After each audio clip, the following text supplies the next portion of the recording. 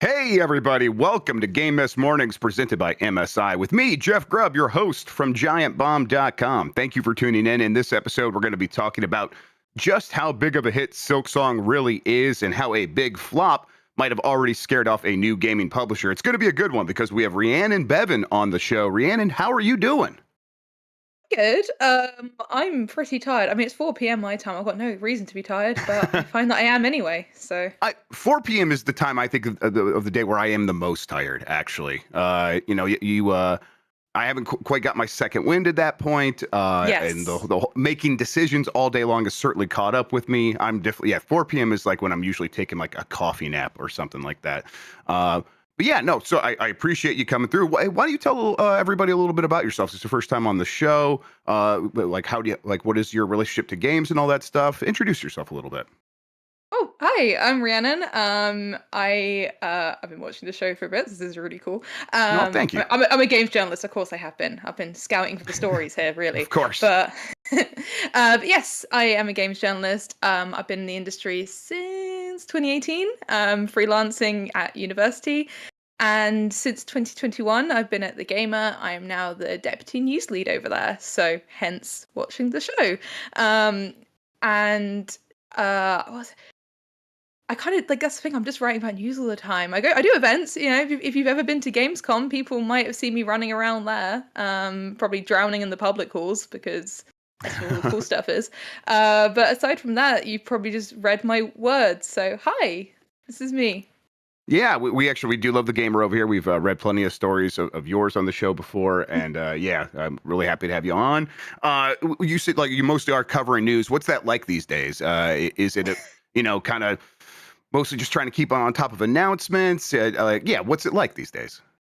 It's a lot. I mean, it's very competitive on the industry Oh side, yeah, but even just looking at like what we're covering, it's 24 hour. I mean, at the Gamer particularly, we have an international newsroom, so I think we have like probably a couple of hours where there's no one in. But then we're also always passing the baton on to people. People get surprised when they find out I work weekends. It's like, yeah, news does happen on yep. weekends. Usually the bad stuff, which they want to hide away. So yes, it's increasingly busy. It's only going to get busier, but yeah, it's good news for me. I have a job, so that's nice. Yeah, the weekend editor. Yeah, that is a thing that exists, and people really do that job. And you're right, the news would frequently pop off, whether that's from like some event or yeah, a company trying to bury something on a Friday evening for sure. All right, well let's get into things and explain what we do here and who we are. We're Giant Bomb. We're a crew that just tries to make fun stuff. You could support us in doing what we do over here by going to giantbomb.com/join. Become a premium member. Thank you to everyone who has done that. We really appreciate it. It goes a long way to ensure we can keep doing all of that cool stuff like going to Summer Game Fest, doing Game of the Year stuff. We put up some goodies this week that you can get if you're a premium member. There's an extra bonus voicemail. Sean set that up so you don't have to like search that out. It's its own thing and it's and part of the premium feed. So go check that out for sure. It was a lot of fun to do. We also did a Q&A session yesterday with our premium members. That should be up on feeds now. Check that out as well. And of course, you get ad-free versions of the shows. Once again, that's giantbomb.com/join. Go there, become a premium member. Thank you very much. As far as this show goes, most weekdays, I, Jeff Grubb, will help piece your gaming life back together. That includes breaking news and maybe even some of our own original reporting. For all these topics, I'll get the input of a bona fide expert who will make me look smart. If you are watching live on Twitch, welcome. You can always listen to the show later on podcast feeds by searching for Game Mess Mornings or find the RSS feed on giantbomb.com. You can also catch the show later with chapters and timestamps on YouTube. Hello, YouTube. All right, we have a lot to get into, so let's start the morning mess with Hollow Knight Silksong hits over 500,000 players on PC alone after crashing Steam. This comes from John Walker over at Kotaku. Hollow Knight Silksong may have crashed Steam, PSN, and the Switch eStore before its launch, but that doesn't seem to have hurt its success once they all crawled back online. Team Cherry's enormously anticipated Metroidvania sequel has just reached over 500,000 concurrent players on Steam alone. That's a figure that doesn't include anything that's happening on Xbox, PlayStation, or Switch, nor indeed PC players who bought the game on GOG or elsewhere, or I guess you got a Kickstarter code. It probably was a Steam code. Or people who are playing via Game Pass, which, it's available on if you have a subscription. At around 10:30 this yesterday morning, John writes here, basically people in their Slack channel started sharing some of those concurrent numbers because it was pretty impressive right out of the gate. It doubled the best concurrent player number ever for the original Hollow Knight at 150,000. That's for Hollow Knight Silksong yesterday at its launch. But that quickly shot up to over 534,000 concurrent players. Concurrent players, what can we really glean from that? We can compare it to other stuff. This would make it the 18th highest concurrent player count for any game ever on Steam. And a lot of those games are going to be free-to-play multiplayer games that have massive marketing budgets or huge word-of-mouth campaigns. And this certainly falls into that category. But I think, Rhiannon, that we can say Hollow Knight Silksong a success so far, right? I mean, yeah, like I remember before this came out, I think I had this horrible feeling that, I mean, obviously Silksong, when that's going to come out, has been the story for the past, Yeah. I don't want to say how many years because that's depressing, but I think like it felt very industry, like, it was something we would joke about It was every in our event. circle. Yeah, and I was so worried it was a bit like insider baseball, I mean, Yeah. obviously I knew Hollow Knight's huge, but I feel like it almost became a meme in itself.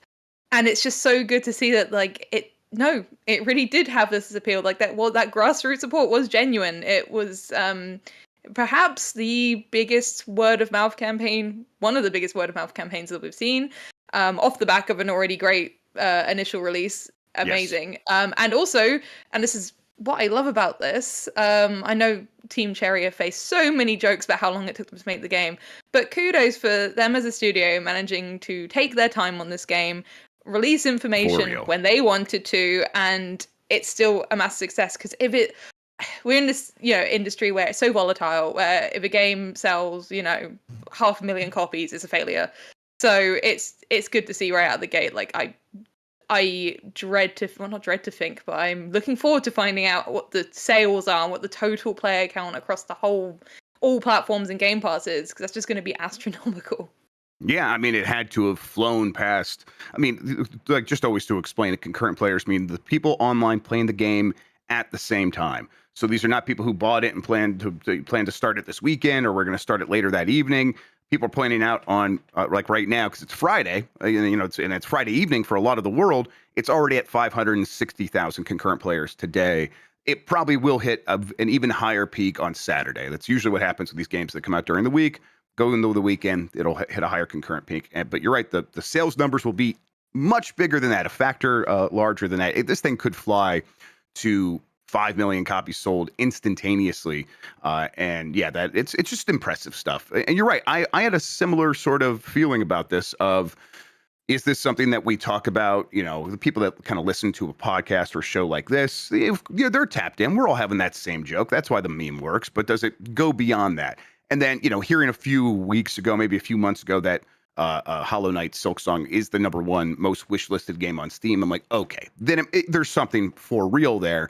Even with that context, this is shocking. 500,000 plus concurrent players for any game is nearly impossible. And it has been impossible for an indie 2D Metroidvania platformer until now. And really, like, this is the biggest game in that genre ever. Metroid, we always point out, like, this is a progenitor of the series, has never or almost never sold more than 3 million copies. It's kind of a niche game. It's not as popular in Japan. I don't think Hollow Knight has that problem. It's popular everywhere. It really has just found the magic recipe to get people's attention and kind of show them this genre in a new light to really bring more people in. And as a huge Metroidvania fan, I'm like, yeah, that sounds fantastic to me. Rhiannon, have you started Silksong? Have you had a chance? You're covering news. It's a busy job. Oh, well, I cover news for plenty of games. Doesn't mean I play them always. I do relate to a lot of people. I've seen this pop up all over Reddit of like, oh, I was really looking forward to Silksong, and I remembered I suck. It's like, yeah, I haven't started it yet. But that's going to be me. That's going to be like, I've waited years and years and years for this, and I'm going to be at snail's pace compared to everyone else. But I'm looking forward to sucking at it, quite frankly. It's one of those games where I won't mind sucking at it. I mean, like you said, it is always great when we see a genre which kind of like written off, even by Nintendo with Metroid, which set off the the genre, like Metroid fans, are left waiting compared to other fans of different franchises. So it's like, I mean, it's like the Baldur's Gate 3 effect, where it's like showing like, no, there is an audience here. Yeah. People like it, just make these games and people will play them. And I mean, I'm blown away by the numbers still. I could keep saying that, but it's brilliant. And I mean, on your point on concurrent players, like, yes, it will be late Saturday. I think probably like early Sunday for anyone in the UK. You'll want to keep an eye on those Steam numbers. Obviously, Steam doesn't give you the full picture, but it's the picture that we can get the most immediate from. And I know people are already predicting. I mean, the wildest one I saw was 1.2 million. I mean, it would be great if we saw that. I'm gonna place my bets around 800,000. Yeah, that sounds right. Yeah, I think yesterday on the show I got like really excited out of the gate there. I'm like, oh, it'll be 1 million this weekend. We'll see. You're right. 800,000 seems like that would be super impressive. And yeah, it really obviously already a huge success. This is a team that really kind of did take their time because the first game sold so well and they could afford to do so, and it just seems like that has paid off for them. And obviously we know that's not replicable by most of the people working in the indie game scene, right? They're not going to be able to have they're not going to be afforded the same opportunities and the same amount of time to work on their stuff. But when a team is, I'm glad that they were able to take advantage of it and really make this work for them. All right, let's keep going here. Star Wars Outlaws uses a game keycard thanks to a flaw with the Switch 2. This is another one from John Walker, but let's just kind of recap it here in a more concise way. Essentially, an engineer for Ubisoft got involved in a conversation about people being disappointed, despite the very impressive technical aspects of Star Wars Outlaws, that the game is on a game keycard on Switch 2. So I've been playing it. Digital Foundry was mentioned that they got a video in the works. I'm impressed with the visuals. Like it really is a much better than the game ran ever on Steam Deck or the Asus ROG Ally or anything like that. And it's like, okay, this is a viable way to play this game, and more than viable, it's a good way to play the game. But people are like, I like to own these games on the card. I'm disappointed Ubisoft put it on a game key card, which, as a reminder, means you get a card that does not have a game on it. You have to download everything to the system, and the game key card acts as a key to unlock the game. The engineer from Ubisoft that got involved in this conversation was like, oh, that's interesting. We recognize that people don't like these things, but basically he said that we never even really talked about the cost of the card, the 64 gigabyte card. It's worth pointing out, Outlaws is about 20 gigabytes, could have easily fit on that card.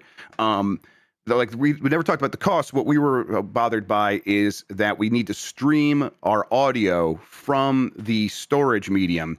And if it's on the card, we have to stream it from the card, and it's not fast enough for the tech that we use. So we just had an obvious solution here, and it's asking people to install it onto their much faster internal storage, or even the much faster micro SD express storage. And I think that is fair, and I'm not surprised by that, because all these the disk storage mediums, and whether that's a Blu-ray or one of these game key cards, they are often much slower than the internal storage. And we've seen developers ask people to install games onto hard drives for forever, like going back to like the PS3. So this is something that has happened before, and I bet this is something that developers like, let's just default to that. We should ask people to do that. I got a little hung up here though, Rhiannon, because I'm like, what people are saying is they just want the game to be on the card so it'll work forever. That makes them feel more comfortable when they're collecting it. Is it not possible to just put all the files to be installed on a game card and then just have it installed directly from that, so that, if the servers go down 25 years from now, this card will still be able to enable a person to play Star Wars Outlaws on Switch 2? So I asked about this, and I got some developers responding saying Nintendo's OS, the firmware, does not seem to support that yet. And Nintendo could maybe do that, but they would have to enable it themselves. And when they have this cheaper alternative, why would Ubisoft go through the hassle of asking Nintendo to change anything? Does all that sound fair to you? Do you believe this developer at Ubisoft that this is probably what led to them choosing to use a game key card? I do believe them when they say that the decision to go digital wasn't just cost. It wasn't just, it will cost less, let's do that. do believe that there was that. However, it is going to come back to cost eventually. I mean, you mentioned that whole point about like, and this is when I was looking at the story, I was thinking Nintendo is getting away with this. They're going to keep getting away with this. Yes. To bring And they're up helping like everyone else get away with it too, like to save money. Yeah. exactly, it would, what your solution to me. I mean, I want to preface this saying I'm not a developer, but that solution sounds like it makes sense, and Nintendo could do that. They won't, because why would they? Yeah. This is working. People are buying these games, anyway. And it reminds me of, the PS3, all the problems developers had with that. It meant a lot of the ports were low quality. It meant that Sony had to, it was a mistake. They had to respond to that. They suffered because of it. We're not going to have that this time around. I can't see Nintendo suffering for it. I mean, it's, like, I love Nintendo, but like, they can just kind of do what they want. Yeah, I mean, we know what Nintendo is. Yeah, exactly. We all laugh at their online offerings, if you can call it that, half the time. We laugh at the game chat thing that runs at 5 frames per second. The Switch 2 still does well. It doesn't matter. Yep. So I'm going to be all doomer here and say, like, it was great. I was a little bit heartened at first when we saw CD Projekt Red got Cyberpunk all on the cartridge, using every scrap of data or storage space that they did. I think that's going to be an outlier. I really do, and maybe that's down to the fact that they've been developing that game for like 5 years now, so they've got that down to an art. But good point. Yeah, with this, it's extra effort. Nintendo notoriously doesn't like doing things that are user friendly for the sake of, out of the kindness of their heart. They like doing things their sometimes way. They like making things more complicated for no good reason. I mean, I got a dock, so I had 2 Switch 2s that I bought right away. I gave one to the kids because they kept taking mine. So I'm like, whatever. I was going to sell this to one of my friends at cost, but you guys are being annoying. Take this thing. So I have 2 docks around the house, and I'm like, fine. I'm like, you know what? I still am moving docks around between the TV upstairs, the TV downstairs, and my computer for capture. I want one more dock, but I want to like kind of maybe get something that has either more functionality or is more affordable. And it's like Nintendo has locked that thing down to the point, if you don't use the Nintendo power supply thing and you don't have the right dock that has the right sort of power delivery, the USB-C power delivery profile, it just won't work. So people have compiled this list of things that does work. But even then, I got one of those that's actually a portable capture card. You can put an SD card in it and just capture all your gameplay from the Switch 2, or really it's made for a Steam Deck. But they upgraded it to work with the Switch 2, and it's still a hassle to get it to work because I still have to go get another Nintendo USB-C power adapter because they made it proprietary, and no one, not even Apple, has done anything like that. And there is no obvious good reason other than they're doing it because they can sell us more accessories, and it's sort of blatant in a way that's like surprising even for Nintendo. But that's them this generation a little bit. So all these opportunities for them to get away with like reducing their costs or charging us more, they seem more than happy to do that. So that goes back to this idea of like, if you're Ubisoft and you're kind of working within the Nintendo framework and the Nintendo ecosystem, you might say it's not about, well, we never talked about costs. But really, what you're saying there is we never considered the option that might have been more work or more expensive because either it wasn't available to us, or it was like, well, we're not going to go ask Nintendo to change the way they do things so that we can install from a game card so people can have a game card for Star Wars Outlaws. That's not going to be worth it. Like, it's just Nintendo makes it the default to like not even consider these things that might be better for the consumer because they have such a hard like iron fist wrapped around their ecosystem. And I agree with you. They're not going to change, right? No, they're not. I mean, I'm going to try not make this such a wide issue, but like, it really is indicative of this console generation, I think, or they're technically in the next one, whatever we're doing with console generations now. In that companies are finding ways to get around stuff. At least Xbox wanted us to go all in on being online always. Their first attempt was disastrous. They give us the carrot instead of the stick with Game Pass. It works for a bit. Now Xbox is Xbox, but that's a whole other issue entirely. But with Nintendo, they don't really have the carrot or the stick. They just do what they're gonna do, and like they're the only ones who have Mario, so you're gonna do it.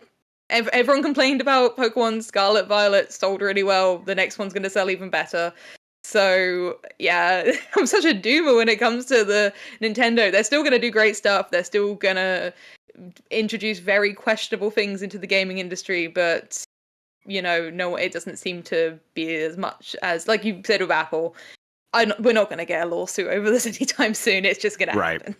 Yep, yeah, and even if they did get sued or regulated, Nintendo is the slipperiest motherfucking company to ever exist, in my opinion. Obviously, it's a company I pay a lot of attention to, but I always just think back to them getting in trouble for like some publishing deals that they had, and so consumers might have got charged more than they should have been in a fair competitive market. And Nintendo's way of paying people back was to give them a $5 coupon printed in a magazine, and that people could cut out and use that to spend way more than $5 on Nintendo video games. So they still found a way to turn this time when they got punished into a way for them to make more money, because their lawyers are just always that good. And I always point out, Nintendo of America, a law firm that happens to be attached to a video game company.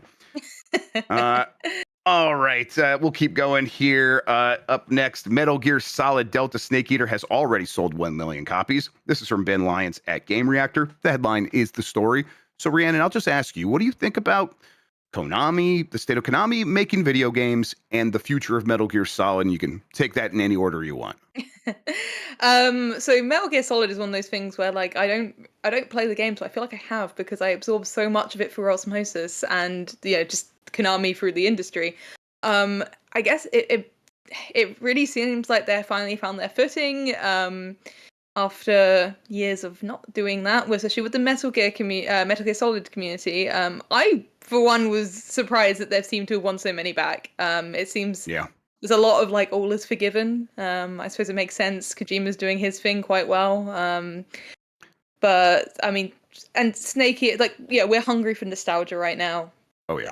You give someone like, who grew up with the original Snakey, like the same, but it looks better, and that becomes a selling point. I've seen a lot of people say, like, what's the point? It's the same. But like, to a lot of people, like, and this is where I think the disconnect between industry and gamers comes in, right? Like, the average gamer, in terms of like someone who plays video games, buys like 1 or 2 games a year, probably. I mean, it's probably gone up since I saw that statistic. But and if one game is like, oh, here's a game you loved as a kid and it looks gorgeous, like, yeah, go for it. So yeah, I guess this is a good way to test the waters. They've done it very well. I guess from this point they can continue the series possibly, but I guess we'll just have to see what happens there.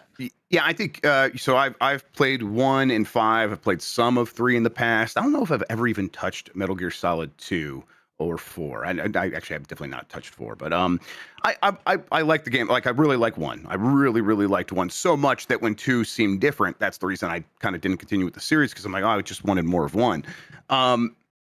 But I think I'm a little bit in the same boat as you, where it's like we kind of look at this and we go, yeah, this is successful. Konami sort of, they obviously haven't paid for the crimes that they did to Kojima, but it also seems like there's a different set of people in charge of things now. So it like they are respectfully are treating Metal Gear with a certain air of respect. So why wouldn't they be able to continue doing more new Metal Gear games in the future? And then I talk to my friends who are Metal Gear heads, and there's no way. They could never do that. They will never be in a position where people will accept a Metal Gear game from someone who is not Hideo Kojima. And I don't believe that. Like, I don't believe that. I think we get to a point here where this game does very well. They remake Metal Gear Solid 1. Maybe they test the waters with a Rising 2, a sequel to the Platinum game. And then that could be a new one to be like, the Platinum game, sure, Kojima helped with that and was involved. Of course he was involved. But that was always a Platinum game, so we're going to try to do something with that. And I think they can keep proving themselves.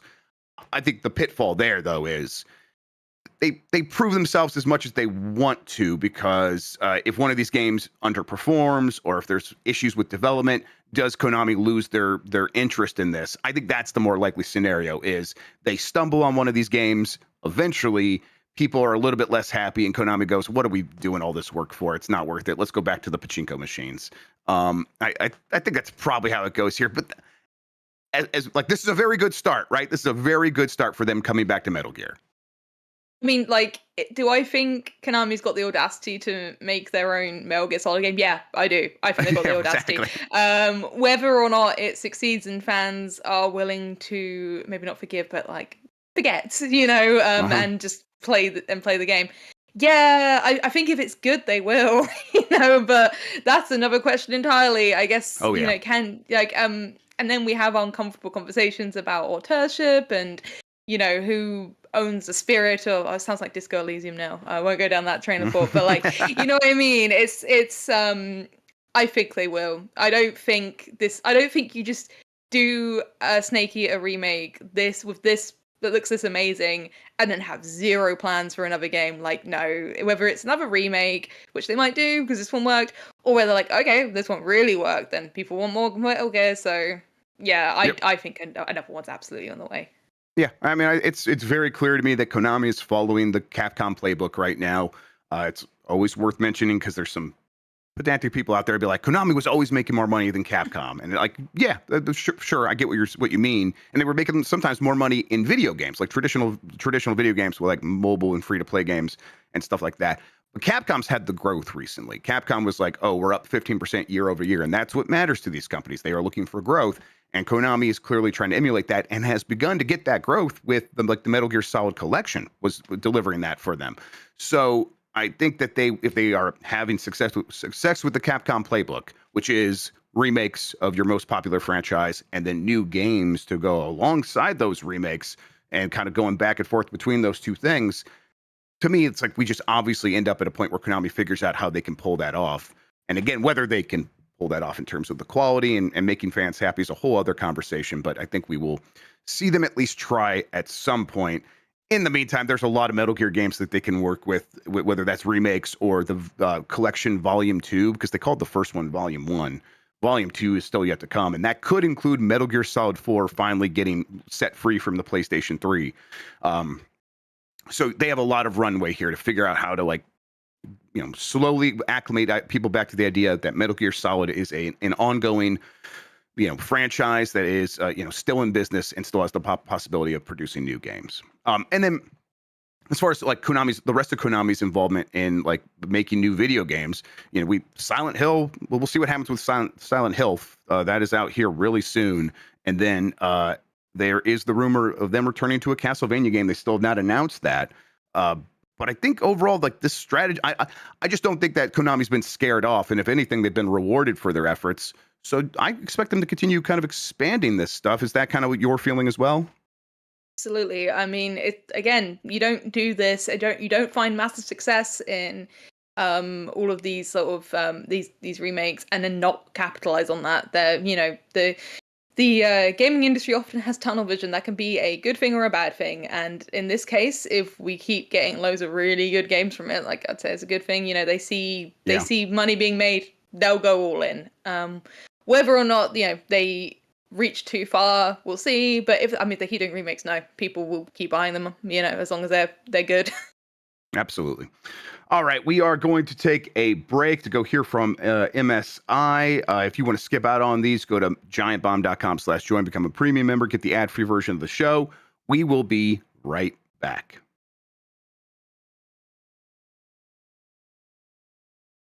Jan, my computer's sick. I've decided it's time to start building a new one. I just don't know where to start. Grubb, if your computer is sicky poo, you got to start with MSI, which just dropped something big in its brand new Z890 and B860 Intel motherboards. Are those the motherboards that unlock the power of the Intel Core Ultra Series 2 CPUs? Yes, sir. These Mobos, as we're calling them on the streets, are powerhouses for gaming, streaming, and whatever intense tasks you need to throw at them. Okay, but Jan, you know me. I'm scared of tools. That screwdriver's so sharp. It's okay, bud. MSI made them Jeff-proof and maybe Dan-proof as well, which means they're easy to work with. No more wrestling with tiny little screws or confusing manuals. We're talking easy debug LEDs that tell you exactly what's going on. Toolless installs for your M2 drives and GPUs, or GPUs. We're calling them GPUs too now. Okay, hell yeah. Oh, okay, yeah. MSI has that modern BIOS as well that looks like it was actually made for humans to use, not some relic from 2003. Give me more of that. Yes, that's right. It's going to be so easy to get secure boots on the ground. It's like PC building on easy mode, Grubb. And here's the best part. Giant Bombcast listeners MSI is giving you 10% off these new regularly priced Z890 and B860 boards. Just head over to us-store.msi.com and use promo code BOMBCAST at checkout. Boom, instant savings. I'm going to stack that discount. They allow you to do that. And with MSI's got ongoing promotions, that's potentially going to score me up to $120 in Steam codes. It's basically free games just for upgrading. Everyone listening should do the same. So if you're ready to upgrade your setup, do not wait. Visit us-store.msi.com and use the code BOMBCAST, BOMCAST, all in lowercase, and give your PC the upgrade it deserves. MSI, making PC building less of a headache and a lot more fun. Mobo!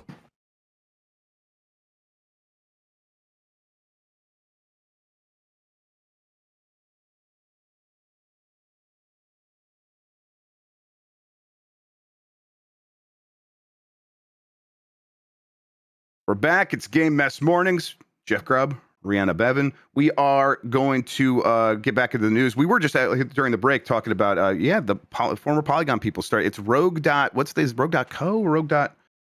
Rogue.com. Hang on. Is it Rogue.com? I was just on it. Was it on this? So they basically they're a collective of people covering games. Rogue.site, right? Yeah, it's Rogue. Rogue.site, yeah. Yeah. We are, I just call her Rhiannon. There we go. There, I fixed it there. Just splice that in for me, Jan. Rogue.site is it's a bunch like Patrick Gill, a bunch of other people that used to be at Polygon coming together, starting it up. That's going to be an ad-free site. They're going to just survive on support from people. I'm supporting it. I think other people should as well. It's nice to see that, right? That people can continue to make that strategy work. Absolutely. I mean, as soon as they announced it, before I even read anything, I signed up because we just I know there's a lot of sites like this, but this should be, and I like it, and I think it's great that they've all got together and do something because there was some incredible talent that was lost at Polygon, and it wasn't fair. It shouldn't have come to this, but I'm glad that they've built up the site. I really wish them all the best.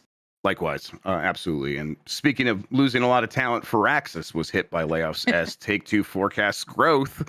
This is from Marcus Persson at Game Reactor. Take-Two is predicting another 5% in growth. So what do? Cut staff, of course. It has now been confirmed that new layoffs are hitting Civilization developer Firaxis Games. In a statement to game developer, a spokesperson said the studio carried out what they called staff reductions on Thursday as part of a broader restructuring.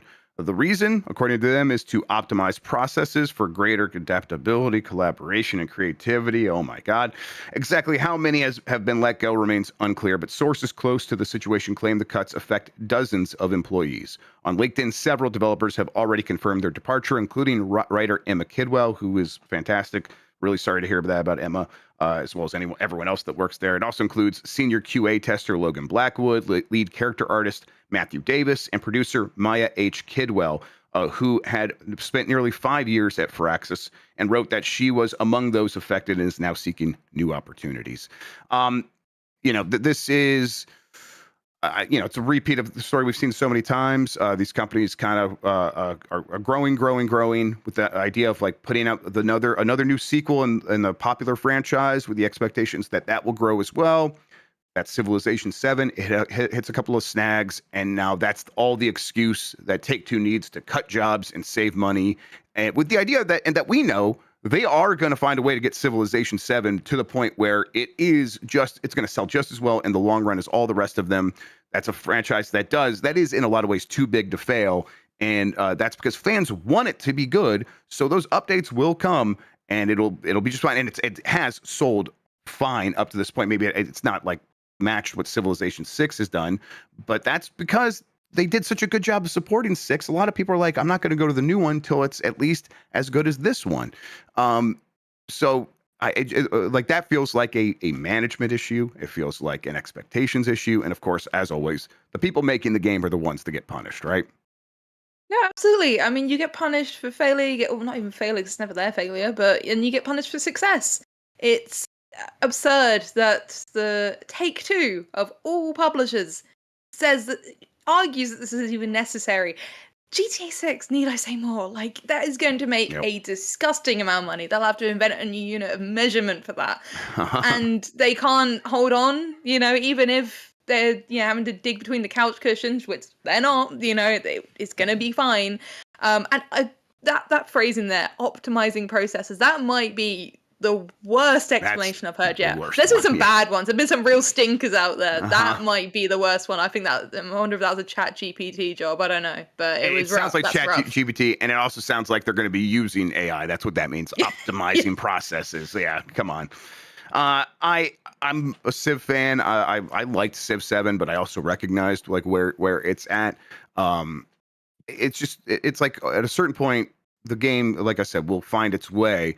It always feels like we see these numbers come in, Take-Two forecast another 5% in growth, and that's before they get to GTA, which will be astronomical growth. They can't afford to pay all these people.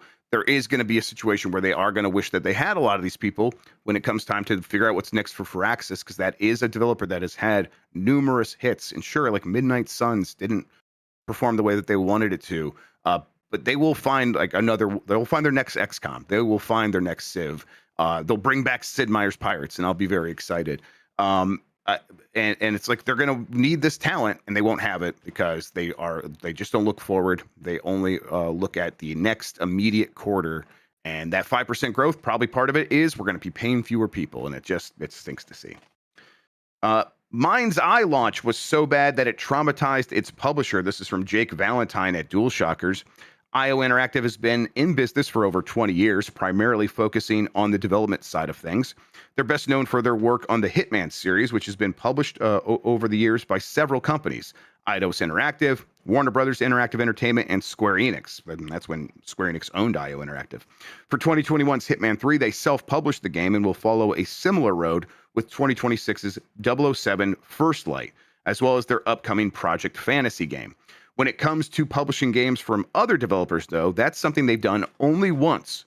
However, they didn't really choose the best of options, as it was the infamous flop MindsEye from Build a Rocket Boy. It's a launch so bad that now IO is possibly swearing off publishing games from external developers ever again. Hakan Abrak, CEO of IOI, recently spoke with IGN about the state of MindsEye and the fallout from its rough launch. The initial talks we had with Build a Rocket Boy were to support them, he said. We thought they had some great ideas and a great world in the background that they were building, and hopefully they'll get the opportunity to show more of that in the future, and we just wanted to help them distribute the game. Well, that was definitely tough, right? It was a tough reception, it wasn't what they hoped for, and also what we didn't hope for at IOI partners. They're working hard on turning that around to regain the trust of the gamers out there, and they have tons of potential and content they're working on. So hopefully they'll succeed with that in the future. Yeah, I mean, it does sound a little bit like a shell shock of being like, oh, that was tough, and really, like, a big part of that is this was a not once in a generation flop, but this was like a bigger flop than we've had in quite some times in terms of the expectation, the reported amount of money involved. This studio was able to get a lot of money out of the gate. And then IOI comes in on the back end to publish it and didn't really seem to have the experience to kind of see like why no one else was picking up this game. What do you think about the state of like developers trying to like expand into the publishing business? It does seem kind of fraught, right? Because picking winners and losers, I couldn't do it. I think it's got to be one of those things. It's a very hard job, and the losers are bigger, like in terms of losing money, than ever before, right? No, absolutely. I mean, even the big publishers that have been doing this for decades struggle at it. I think back to the leaks at Xbox when we were all laughing about the money being offered to games to get on Game Pass, and they offered I'm going to bring BG3 up again, I think like a fraction of what they were going to offer Suicide Squad. And that makes sense back when the email was written, but now we look back on it and laugh. So if Xbox is struggling with that, if PlayStation is struggling with that, or Sony is struggling with that with Concord, and they have an operation around that, they have the means to check in on the development, and it's a whole process that they've been doing for years and years and years. Getting into this as a newcomer with a studio that's untested and is going off basically, a name, it wasn't a good bet. And I'm not sure if IO was checking in or not, to see what was going on. And this pretty much is confirming that against what some people working at Build a Rocket Boy were hoping for, this probably isn't going to be a comeback story anytime soon. It sucks for everyone involved. I do really feel for a lot of those developers, because it must be horrible to, be a developer on the game that everyone's pointing and laughing at in a year. But it's just can you call it a cautionary tale? So much of this is luck. So much of it is, Right. we don't know the full extent of what went wrong. No. But I'm gonna go out on a limb and say IO didn't really know what it was doing, or perhaps didn't know how involved it had to be, or like you said, didn't know why other publishers were steering clear. So. Yeah. I mean, the risk aversion is a well-told story at this point in the games industry. Those are lessons that a lot of these companies have learned, and maybe they are. I think they're mostly too risk averse, but there is a reason that has come from something, and you don't want to be the one that got caught publishing MindsEye. Like that's what it is. And I think it would be probably unlikely that IOI would return to the publishing space after this, because this does feel like, oh, we touched the stove. The stove is very hot. Why would I do that again? And it's a shame, because you like the idea of these established companies like IOI does have experience publishing their own games very successfully on all these platforms now. They know how to do that. Like they even published a cloud version on Switch 1. They know how to get stuff done. That's expertise that can help studios that don't have those tools available to them, don't have those skills ready to go. And so it's a little bit of a shame if they aren't able to kind of parlay this back into publishing other games. But it's what's the alternative here? It's do you start really small, and then is that worth the time? I think that's what these companies end up thinking. We look at Private Division getting sold off by 2K after they're we're going to publish these smaller games, and it's a couple of them did hit. But they just aren't interested, because this is the GTA 6 company. They're used to Grand Slam home runs, and this is a completely different business to that when it comes to these smaller games that they're publishing for someone else. IOI, I think, does have a hit with 007 First Light. I think that game looks really good, and that it will hit the mark and kind of get people excited. So it's focus on that maybe, and if the right opportunity presents itself, maybe go back to publishing. But I don't know. I'm glad it's not the business that I'm in. It seems very perilous. No, I completely agree. And 007 is going to be great for them. They're not going to be the victims in this. So that's good on that front, I suppose. And like you said, though, they've got their own systems working so well. It is a shame that they didn't have more luck or to pick a developer better, because it would be really good to see. It would be healthy to have another publisher in the industry. But what incentive is there to get back into it? They can't control what another developer makes entirely. They can control what they make, and they are making games very well. And without anything like this, it's when you look at their publishing history, it's going to go MindsEye 007. That's going to be wild, but it works for them. It is just a shame that MindsEye was their first to go at it. Yeah, then looking at it from the other side of things, the Leslie Benzies, who is the name that you referenced earlier. There's a name attached to Build a Rocket Boy. That's Leslie Benzies. He is the guy that got GTA 5 out the door. He's the guy that made sure GTA Online launched with that game and was okay and kind of worked, I guess, relatively quickly. He's the closer. He's the one that really did all the work, according to him and according to lawsuits, and then wasn't paid a bonus. So there was a huge falling out, a bonus that apparently he was contractually due by Rockstar, and that wasn't paid. So he left and sued them and got a bunch of money, and then started his own studio. And I think that is a story that we've seen here or there, or maybe not with all the litigation, but at least a big name leaving a studio, or people who have worked on big name games taking their stocks that have vested and now going and taking investment and starting their own studios. I think this really speaks to how hard that is, and the idea of okay, when you have a studio that has done this over and over again, the amount of institutional knowledge that you kind of can't take for granted is enormous. And at the same time, I think it does kind of speak to how good Kojima is, because he's the one that I could think of that actually was able to pull this off with Death Stranding. I don't think it's a game that everyone loved, but it's clearly a good game, and like really got there eventually, and it kind of came out relatively quickly. He's like the one auteur I could think of who left their thing, started their own thing, and was able to sort of seamlessly parlay that into, we're just now releasing new games, and they're just as good as anything else I've done before. Do you think that that's like, he is the outlier, or maybe the exception that kind of proves the rule that this is a very difficult thing to do? I mean, undeniably, it's got to be difficult. It helps him that he had a lot of name power, Yeah, more that's than true. Builder Rocket Boy had. He could name the company after himself, and people, he's on that level. He's known in both gaming communities and in the industry. He Yeah. is a brand unto himself, so that helps. I guess especially in the gaming industry, it sucks that things might have to fall down to having an auteur with you, because game credits are so long for a reason. So many people's hands go into it. Not to discredit the directors who obviously put their own personal flair onto stuff. But yeah, I want to hope he's not the exception. I mean, I'm looking forward to seeing this isn't on the same level, but I'm looking forward to seeing what the former CD Projekt Red developers are working on. The name escapes me of their game now, but I really like the looks of it. Yeah.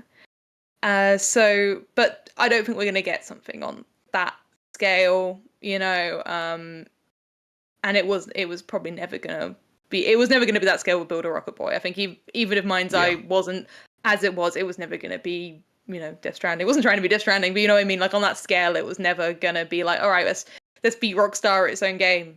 You can't. You're not gonna. Rebel Wolves is what Chad is saying. That's the name of that. Yes, that thing that's it. Yes, Rebel yeah. Wolves. Yeah, I always think back, like talking to some people from EA a few years back about those Star Wars games that got canceled, and sort of like their thinking behind that. And it was like, look, we're gonna do all this investment for this big IP that we owe a lot of money on. It's very costly, and so there's that cost, and then there's the cost of just building up these studios to make these kinds of games. And in some cases, it's games they haven't made before, like. Or maybe it's something like the auteur, Amy Hennig. She's made a game like this before, and she knows what she wants. And now she's got to kind of like train up this studio to make games the way Naughty Dog made games. And we're looking at the like realistically, what that means is, it means like we're going to release a 7 out of 10. We're going to release a game, at least for the first one, that is sort of just figuring out like how you even get a game like this to work, because there's just not enough institutional knowledge that's built into this new studio, or the studio that was working on other kinds of games before this, to pull that off. Now, the second game, that'll be shit hot. That'll be that. Well, that's when we're going to get the Game of the Year consideration and all this stuff. That'll be when everything comes together. But that's 2 massive games now, huge cost associated with that. And there's no guarantee, actually, that second game does actually become shit hot and then sells very well. So it's just easier for us to be risk averse and say, let's pull the plug on the whole thing. And I just, most of these teams end up there. And if they don't, they actually do just run into that brick wall, and it's worse than a 7 out of 10 in the case of MindsEye. It's a tough business to be in. I, again, don't envy anyone that's got to figure this stuff out. All right, let's hit these last couple of stories here. I lost my place. Yes, 2K confirms college basketball game and big plans for 2027. This is from Ben Lyons at Game Reactor. Basically, this is 2K saying that they are going to make a college basketball project. The implication there being like they are likely going to make a DLC for NBA 2K27, although they said they might have some stuff that will happen in 26. But they are going out there and making deals with colleges, universities. Rhiannon, I know this is a weird thing because this is not like college sports is just not a thing probably throughout all of Europe, or the rest of the world, really. It's just an American thing, but it's massive business here. It is big money. College football made a ton last year, best-selling game last year, I think. And then both EA and 2K were looking to replicate that. Sounds like 2K is going to get there first, and we'll talk about EA here in a second. But I mean, I guess from the outside looking in, what do you think about this idea of these companies racing to go make deals with colleges and college students so they can put them in a video game? I mean, I trust because I work with Americans on my news team. They pitch stories about this college football stuff, and I'm like, I'll trust your judgment on this. And people are really interested. So there's clearly a market for it. I'm interested to see if honing in on something that, as you said, is so US specific will work. It probably will, but even, people like sports games, so it will probably have appeal outside of that as well, to be honest. Yeah. So it does seem to me, I'm not a publisher. What do I know? Like, it seems a bit risky, to put it mildly. But yeah, I would need to know more about what on earth this is. Yeah. So it's interesting because basketball is a little bit different than football in terms of its global appeal. Basketball is deep into its global moment right now, where it is massive in Australia, massive in Europe, it's massive in Asia. It is growing. It's like one of the biggest sports in China, and it's one of the biggest sports in several Eastern European countries.